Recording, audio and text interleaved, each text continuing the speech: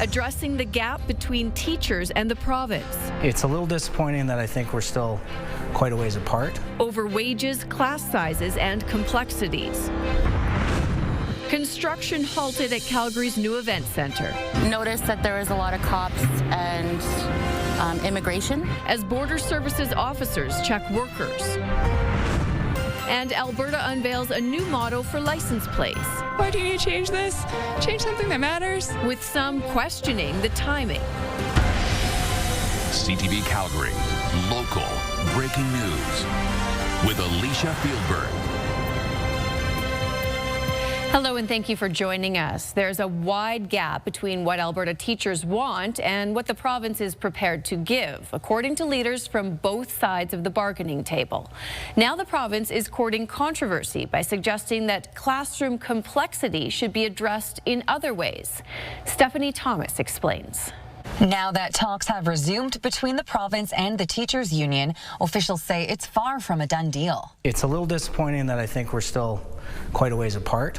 No one wanted this, but teachers will not stand by while classrooms crumble. The province said it upped its offer to spend $2.6 billion over 4 years for teacher salaries.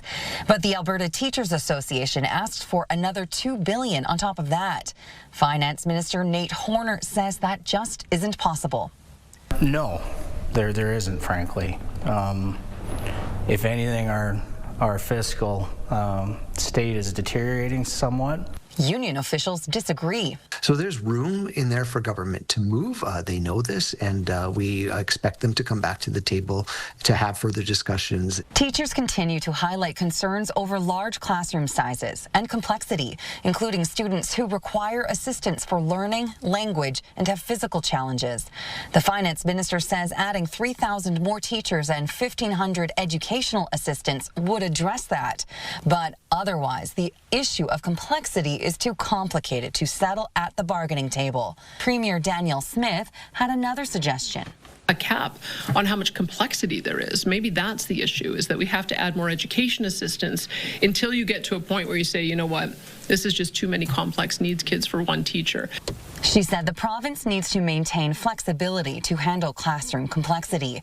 Meanwhile, some grade 12 students have set up a free online tutoring program called Lock-In Alberta to ease the effects of the ongoing strike on their studies. A lot of students are worried about their university applications or per se their diploma exams or just their grades in general. Mental health is an issue right now because there's so much stress happening about the uncertainty and the disruption of the strike. Stephanie Thomas, CTV News, Calgary. There will be another meeting later this week, but if there is no agreement, Finance Minister Nate Horner says teachers may be legislated back to work as early as October 27th. Alberta Health Services cuts will cost about 100 employees their jobs. On top of that, 300 vacant positions will be eliminated. Most are in IT, finance, and human resources, along with community engagement and communications. This represents less than 1% of the AHS workforce. According to the Alberta Union of Provincial Employees, no doctors or nurses are impacted. A long-awaited report on allegations of corruption in healthcare procurement has finally arrived after the original June deadline was pushed back.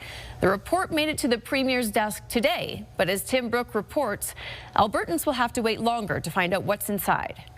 At an unrelated press conference, Alberta's Premier gave an update on a much-anticipated healthcare report. Before I even came down, we hadn't received it yet, so I don't know if he's delayed. I think they're still anticipating receiving it today. In March, a former Manitoba judge was hired by Danielle Smith's government to look into allegations of corruption in healthcare. And after being pushed back multiple times, the final report finally arrived Wednesday. We want to be able to show the public what the judge found, what his recommendations are, and then be able to respond to the recommendations quickly. The judge is looking into multi-million-dollar government contracts for private surgeries and foreign children's medication. He's trying to determine whether there were any conflicts of interest between the providers and government staff. It was all sparked after a wrongful dismissal lawsuit filed by the former head of AHS. Athena Mensalopoulos was fired as she was investigating procurement concerns. We've had allegations of kickbacks.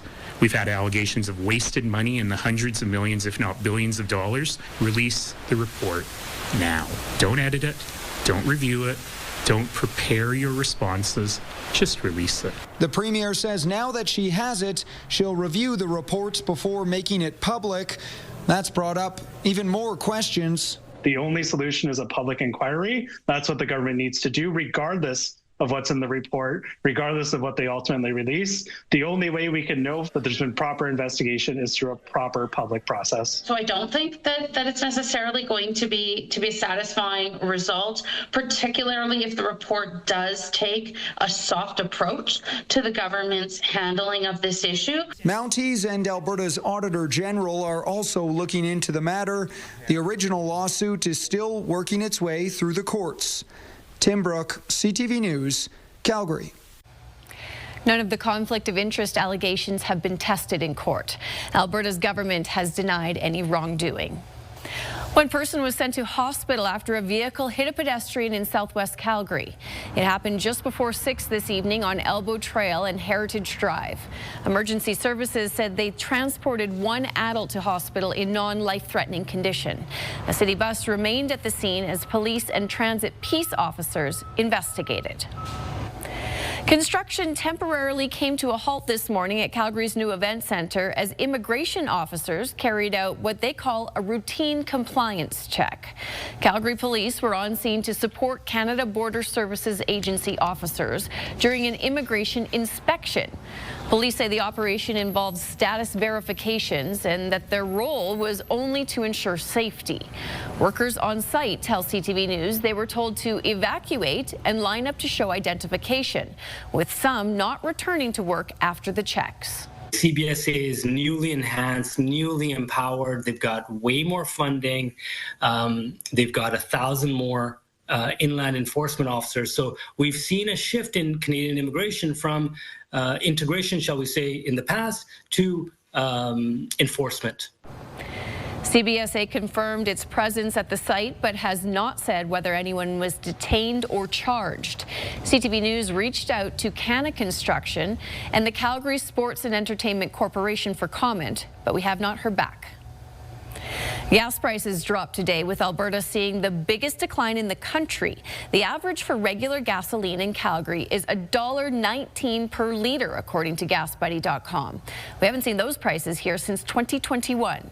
Prices typically fall as people drive less and stations switch to cheaper winter gas, but that usually happens between November and December. With oil prices falling below $60 per barrel, analysts expect prices to continue dropping further. New Alberta license plates are on the way, and you can vote for your favorite. Well, the exact design is up in the air. The province has decided on a new slogan. Jeremy Thompson reports. Red digits on a white background. Alberta plates with the slogan Wild Rose Country have been around since the early 80s. The province says it's time for a rebrand. I really like our current license plate, but I think we can all agree it needs a refresh. The government has come up with 8 designs for Albertans to choose from. Voting is already active on alberta.ca, and a winner will be crowned in mid-November. Albertans can choose the style, but the slogan is solidified. The new slogan is going to say, strong and free. No, we're not American. That's more American. There's nothing wrong with our plates now. I think it maybe leans into a little of the separation thing with the strong and free, which I don't love. I also think, like, why do you need to change this? Change something that matters. While the phrase strong and free is Alberta's motto, even written in Latin on the coat of arms, political scientist Laurie Williams says it has political connotations. This is a phrase, at least in Alberta, that is associated with conservatism, with certain kinds of conservatives, and particularly with the United Conservative Party. The UCP uses the slogan on its website and even has a strong and free club for major donors. This is neutral language. This is in the national anthem. This is mentioned in speeches from every person from every political stripe. The license plate announcement comes amid a teacher's strike, ongoing struggles in the healthcare system, and a looming report on the AHS contract controversy the NDP has labeled the corrupt care scandal. The Premier talked to us about license plates, a burning issue, an issue that every Albertan has been craving for change. Come on. Not a single Albertan asked for this. I don't expect each minister to stop what they're doing in their portfolio when there's important things going on. I can do more than one thing, and the minister can do as well. Jeremy Thompson, CTV News, Edmonton. Current plates can still be used as long as they are in good condition. The winning design will be announced next month.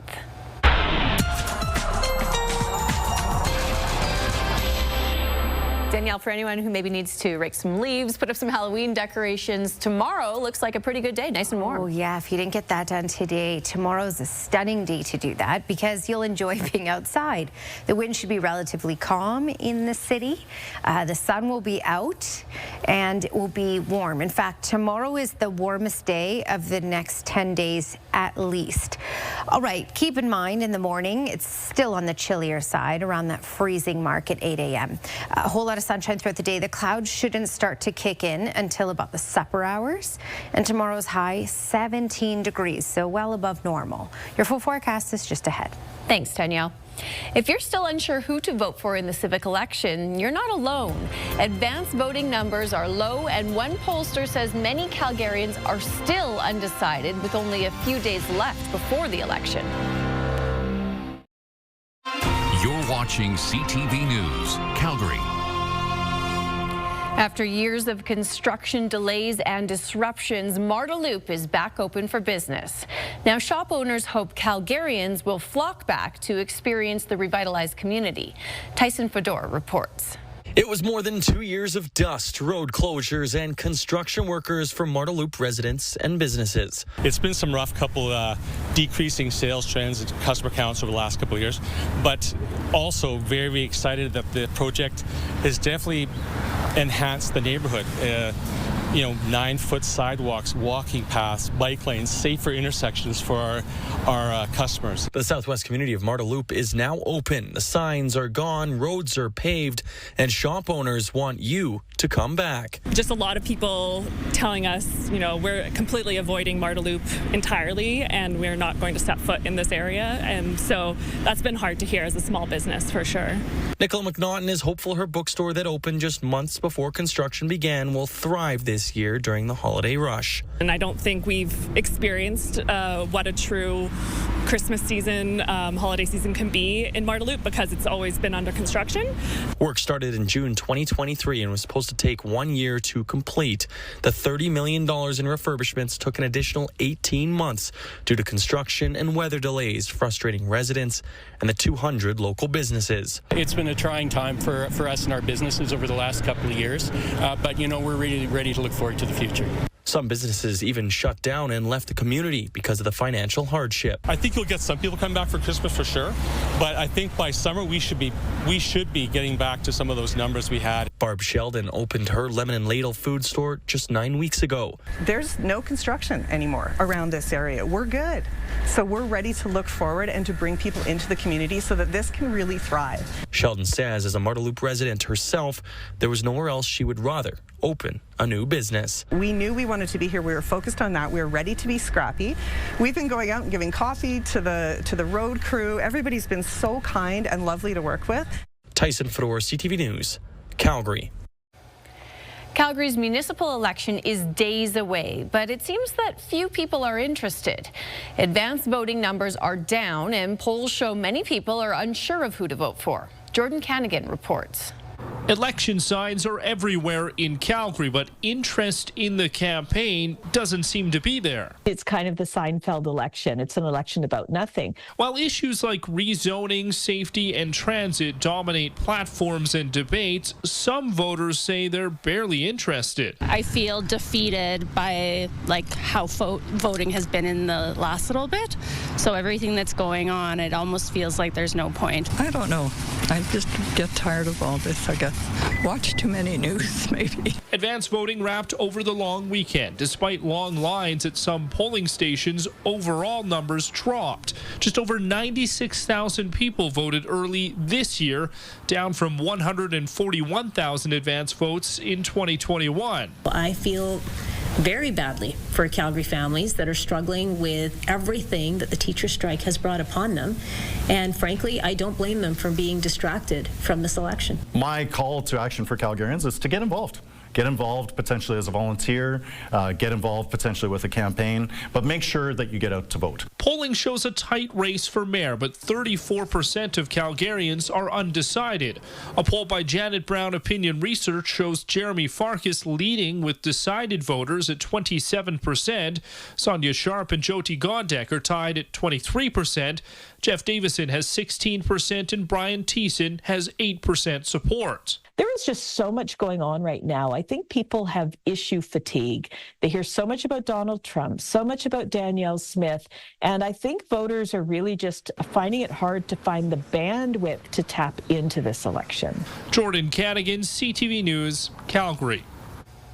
Brown's poll also found many Calgary voters are still deciding between 2 or 3 mayoral candidates. She says it's still anyone's race with just 5 days until Election Day. CTV News Calgary will have complete results, reaction and analysis on election night. Tune in at 11 p.m. for coverage from Calgary and across southern Alberta. A Canadian company has just opened a new facility in Calgary where artificial intelligence and robots will be used to build homes. Promise Robotics unveiled its 60,000 square foot warehouse in the Northeast.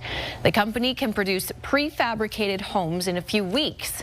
This is the second facility in Alberta. The other is in Nisku, south of Edmonton. Well, if you like today's warm weather, you're going to like tomorrow even better. It's going to be the warmest in the next stretch of days. Danielle is along next with her forecast.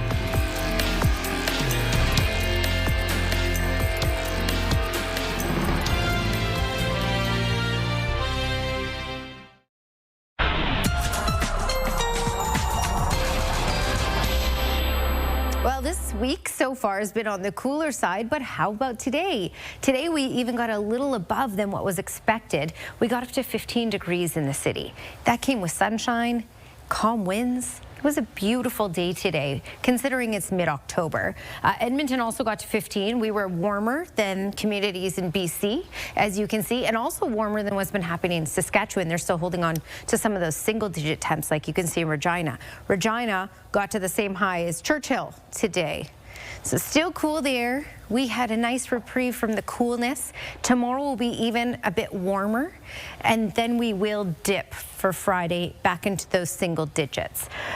As we talked about, there is a system that's mainly in southern Saskatchewan, but has been clipping the far southeast corner.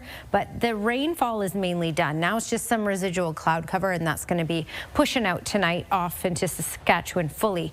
That means tomorrow, all sunshine. Friday, though, it's a change in the weather pattern that you will notice. So on Friday, we're going to get, you can see in the darker green here, that's the jet stream. That will plunge stateside. It's going to open us up for cooler air, relatively cooler air. It's going to kick off with a cold front that's going to swipe through, and that's going to create that lift to give us isolated showers in southern Alberta, Calgary included, and higher elevations, a couple snowflakes. Now, it won't reach what we got before this last round, but it will certainly be something that you'll notice. All right, for tomorrow, you can see all sunshine. Clouds not rolling into the city until the supper hours. Winds may pick up to about 30 kilometers per hour by then, but nothing significant, just a little breezier by supper tomorrow. And then there you go, there's that cold front. So that will spark up a couple isolated showers. We have the chance of isolated showers in the city throughout the day. So it won't be all day rainfall, but there will be pockets popping up here and there throughout the day tomorrow. Higher elevations, you can see the snowfall. Then the slumps to the south by the early afternoon hours. So Pincher Creek through Lethbridge over to Brooks, Medicine Hat. You have the chance of showers as well for Friday. Okay, longer range forecast, 17 for tomorrow in the city with a whole lot of sunshine. Again, the clouds not increasing till the supper hours. By Friday, mostly cloudy, chance of showers. Isolated pockets anyway, and just a high of 8. But we bounce back into those double digits for the weekend, as you can see, with a mix of sun and cloud. Thanks, Danielle. School sports are paused during the teachers' strike, but one team is still basking in the glow from the beginning of the season. They lost the game, but won something else.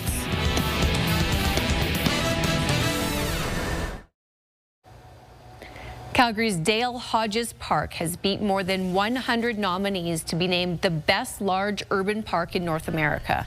The former gravel pit was transformed to serve the environment and the community. Today, the Elbow River Bridge on Highway 8 was named after Stu Hart. Before passing away in 2003, he put Stampede Wrestling on the map, and Hart Mansion became the training ground for the legendary family of wrestlers. High school sports are on hold as the province and teachers union work towards an agreement. But it only took one game of football for a local student to really get noticed. Glenn Campbell reports. Lawson Parks and his teammate Lucas Pearson haven't played a high school football game since October the 3rd. That's when they lost a heartbreaker 24-19 to Centennial in their only game of the season. As tough as the loss was, they were involved in one of the most exciting plays of the game, a fake handoff quarterback boot that ended up in a 65-yard touchdown. So we ran the play, and nice little fake, got most of the defense. The only guy who really saw it was the backer, but I was able to beat him in a foot race to the end zone. The play was so good, head coach Travis Losey nominated Parks for the NFL Canada Way to Play Award, which is featured weekly on the NFL on CTV. And to his surprise, he won. Yeah, we submitted it, and I wasn't 100% sure I was going to win. It was just kind of like a, hey, let's put this in. You know, it was a good play, and I was crazy. I mean, I didn't think I'd win, but yeah, I was really happy about it. Pearson was the running back on that play. He was happy for his buddy, but joked he deserves half the credit. But I thought I was getting the ball. You know, I didn't really hear the boot part of the play, so I kind of fold over and I'm expecting the ball. So I think I'm getting the ball. I don't have the ball, but I still, you know, in practice, always practice. I still run with the ball. I see the safety. I see all the guys come to me, and I kind of like open up dramatically to show them I don't have the ball to avoid contact. And I'm kind of looking around, and I see Lawson all the way in the end zone. The award is a win-win for both Parks and Western Canada High School. Well, our school gets a $3,000 equipment grant, and I get recognition, and the school gets recognition. So it's pretty cool, and it's a pretty cool award, and hopefully it'll be good for my recruiting, but also kind of help out the school with that and equipment. Glenn Campbell, CTV Sports, Calgary. Baseball fans cheering for Canada's team are feeling boosted. He gets another breaking ball, hits it to center. This one's going a long way. Gone! This home run to center by Vladimir Guerrero Jr. is one reason Jays fans are celebrating. Going into tonight's game, Toronto was down 2-0 in their series against the Seattle Mariners. But the Blue Jays took a commanding lead. By the third inning, Toronto wins 13-4. The series continues in Seattle tomorrow. And the Flames did not fare so well, losing 3-1. They're going to be next playing at Vegas on Friday at 8 p.m. Thanks for staying up late with us.